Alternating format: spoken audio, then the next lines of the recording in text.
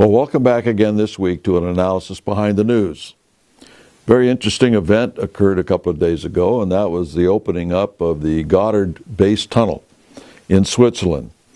And it's basically to service the railroads traveling between Italy through Switzerland into Germany and France. There will be passengers, obviously, but also freight and that sort of thing. It's the longest tunnel ever built. It's 35.5 miles long. It cost 11 billion euros, which is more than the dollar, to build. And it took 17 years. So it was quite a big deal. The disturbing part, however, was the opening ceremonies. And that was that they were basically, the best you can say, bizarre. Worse, satanic. And depending on your religion, I suppose you would use one of those words. The thing was that the MC was dressed as a goat.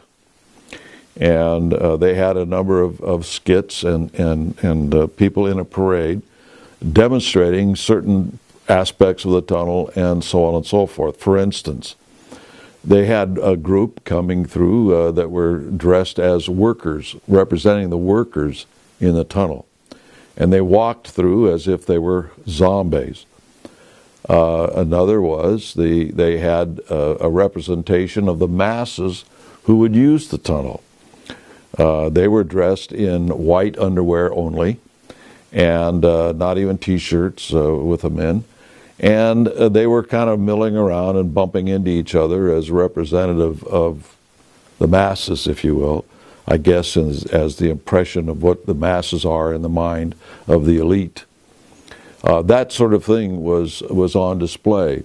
And then they had other things, that heads of goats, people wearing antlers, all sorts of deep, dark, satanic and foresty things, if you will, that sort of business. And you know, a lot of people just don't believe that Satanism is really out there, but it really is. And you see the head of the states of Italy and Germany and France were there, and they applauded quite a bit for these ceremonies. And you know, you've got to ask the question, why didn't they just have a normal opening up of the tunnel instead of this sort of thing? They were even guys dressed like demons and such. So I've had some experience with Satanism. When I bumped into it years ago, the head of the narcotics squad of a police department called me up one night and said, "Art," we were friends, he says, "you got to come and see something." And he took me out and showed me some things regarding Satanism that was quite appalling.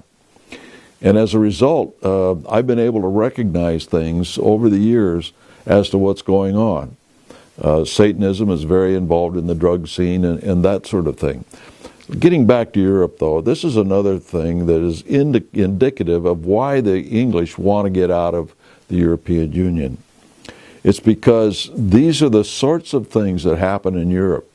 Hitler used to have crazy displays of half-naked women and on parade, and the great Aryan race and all that business. Very bizarre stuff. And we'll see how Brexit, the vote to get out of the EU by the English, will turn out. But again, this is just another indication of just how crazy the Europeans have become. Not the average citizen, but the people in control. And the average citizen is getting a little bit disgusted with it. At any rate, something that I was musing on this last week, and kind of kidding an audience I was addressing, was what would happen if George Washington had said, "I think I'll sit this one out, Martha. The last war almost killed me. You know, I had a lot of holes in my uniform from bullets. I had a horse shot out from underneath me. You know, I could get killed in something like this. You know, the farm's doing well right now. The distillery is beginning to catch on. You know, that'll all be disturbed if I go off to war. And besides, is it really my business if I'm doing so well?" What if John Adams said the same thing? Or Hamilton? or Madison or Jay or Jefferson or Hancock, any of these people. Well, I'm doing pretty good right now. I don't want to upset the apple cart, and I think I'll sit this one out. We would not have America today as we know it. Europe wouldn't even be as free as it is today as it is. It's sinking, obviously, but the United States has always been the beacon on the hill, the example, if you will, of how to put together a free country.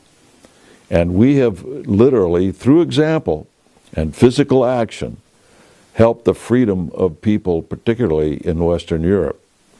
As we are videoing this, this is D-Day, June 6th, 1944, only 2016. And a lot of men and women died to have a free world. Not a one world, but a free world. And sometimes we forget that it means to get involved in order to keep it free. And you might think about that as you go about your work today. What am I really doing? Am I just an information junkie? Am I just on my phone and sitting in front of the monitor of my computer?